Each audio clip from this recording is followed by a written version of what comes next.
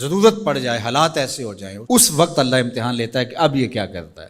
میرے پاس مال و دولت کی فراوانی ہے، خزانے بھرے ہوئے، اور میرے پورے محلے کا بل ان کی استطاعت سے زیادہ آ گیا، وہ بیچارے بل دیں یا بچوں کا دودھ خریدیں۔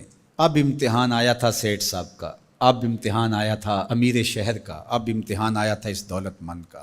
امام شافعی فرماتے ہیں نقص اموال کا مفہوم یہ ہے، اللہ اب پرکھتا ہے کہ اب یہ تجوریاں کھولتا ہے یا اب یہ موقع سے فائدہ حاصل کر کے مزید دولت اکٹھی کرتا ہے۔ جب دولت اوپر سے بھی آ رہی ہو اور بندہ آگے بھی خرچ کر رہا ہو، وہ امتحان نہیں ہوتا، اس لیے کہ اوپر سے بھی آ رہی ہوتی ہے اور بندہ آگے سے بھی خرچ کر رہا ہوتا ہے۔ جب دروازے اوپر سے بند ہو جائیں، حالات اس طرح کے ہو جائیں، اب اگر وہ خرچ کرے گا تو اب نقص اموال کا اندیشہ ہے۔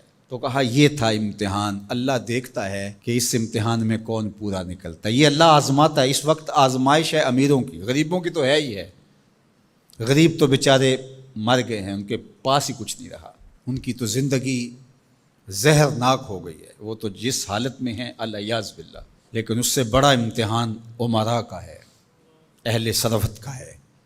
یہ ہے ابتلا جو امام شافعی فرماتے ہیں۔ فرمایا اس موقع پر نفلی خیرات کر کے وہ اپنے بھائیوں کو، رشتہ داروں کو، گلی محلے کے لوگوں کو اب کیا وہ مدد کر کے ان کو مشکل سے نکال سکتے ہیں، اور اب وہ نکالیں گے تو انہیں خود بھی ڈر ہے کہ ہم بھی کمزور ہو جائیں گے، ہم بھی ان کی لائن میں کھڑے ہو جائیں گے۔ اللہ فرماتا ہے یہی تو ہم نے تم سے امتحان لینا تھا، اور اگر تم امتحان دے دیتے، کامیاب ہو جاتے، تمہیں اس لائن میں نہ آنے دیتے، ان کو بھی اٹھا کے اللہ اوپر کر دیتا۔